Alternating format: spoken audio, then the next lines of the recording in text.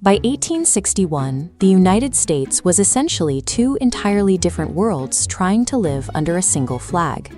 Up north, the economy was accelerating into the future, powered by factories, railroads, and swelling cities. Down south, it was a massive agricultural empire running almost entirely on cotton and the forced labor of 4 million enslaved people. Whenever a new territory joined the country, the same bitter fight erupted. Would it allow slavery or wouldn't it?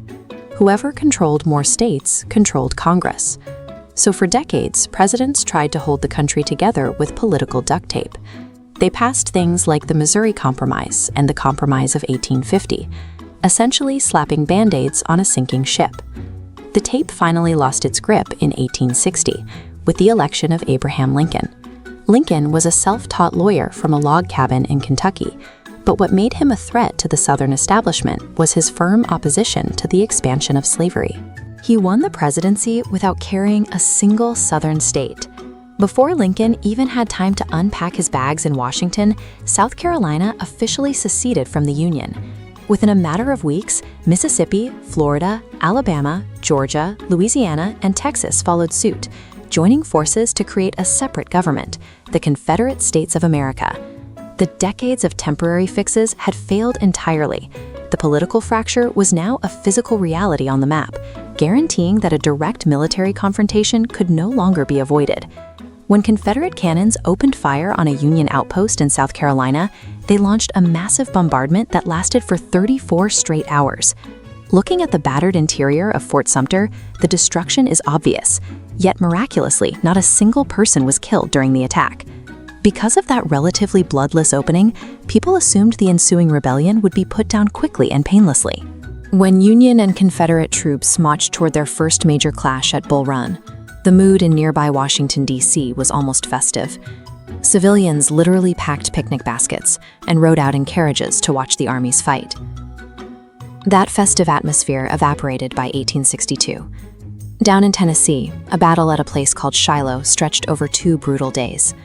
When the smoke finally cleared, there were over 23,000 casualties. That one fight produced more dead and wounded than all previous American wars combined. The fantasy of a clean, swift resolution was completely dead. Both sides realized they were locked into a rapidly escalating conflict with a level of violence the continent had never seen. Even when the North caught a lucky break, the violence only compounded. A Union soldier literally stumbled across an abandoned copy of Confederate General Robert E. Lee's battle plans, wrapped around some cigars. But Union General George McClellan was so overly cautious that he squandered the advantage, leading straight to the Battle of Antietam, the single bloodiest day in American military history. Sensing the need to give this staggering human cost a higher moral purpose, Lincoln issued this document. The Emancipation Proclamation declared all enslaved people in Confederate territory freed, formally linking the survival of the Union with the destruction of slavery.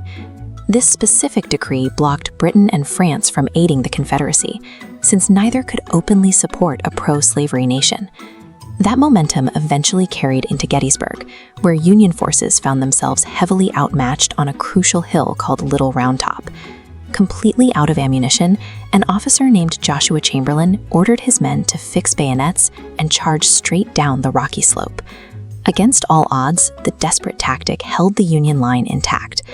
At almost the exact same time, General Ulysses S. Grant was taking a massive gamble out west.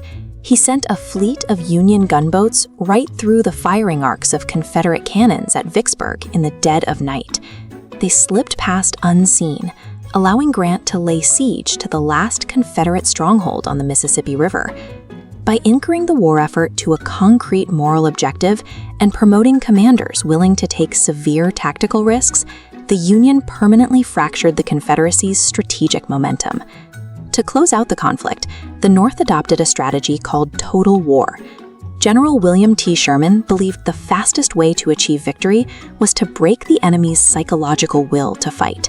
He marched thousands of troops across Georgia, intentionally destroying railroads, factories, and farms along the way. Simultaneously, Grant locked Robert E. Lee into a brutal war of attrition in Virginia. Grant absorbed staggering casualties, earning heavy criticism in Northern newspapers because he calculated that the Union could replace its fallen soldiers, while the starving, exhausted Confederate Army simply could not. By early 1865, the Confederate logistics network collapsed entirely. Facing inevitable capture, Confederate officials fled their capital city of Richmond, setting fire to their own supply warehouses as they left. The flames rapidly spread, reducing the center of their government to an empty, burned-out shell. With absolutely nowhere left to run, Lee agreed to meet Grant here at Appomattox Courthouse. Lee arrived in a pristine, fully polished dress uniform, while Grant showed up in a mud-splattered coat. But instead of punishing the defeated army, Grant offered terms of staggering leniency. He allowed Confederate soldiers to keep their horses, paroled the men so they could go home, and sent 25,000 rations to feed Lee's starving troops. Just 5 days after securing that surrender, Abraham Lincoln went to watch a play at Ford's Theater. A Confederate sympathizer slipped into the presidential box and assassinated him, cutting the president's life short right at the moment he finally secured the Union. Over 600,000 Americans died over the course of 4 years, but by enduring that massive sacrifice, the United States eradicated the institution of slavery and guaranteed that the nation would go forward as a single, indivisible entity.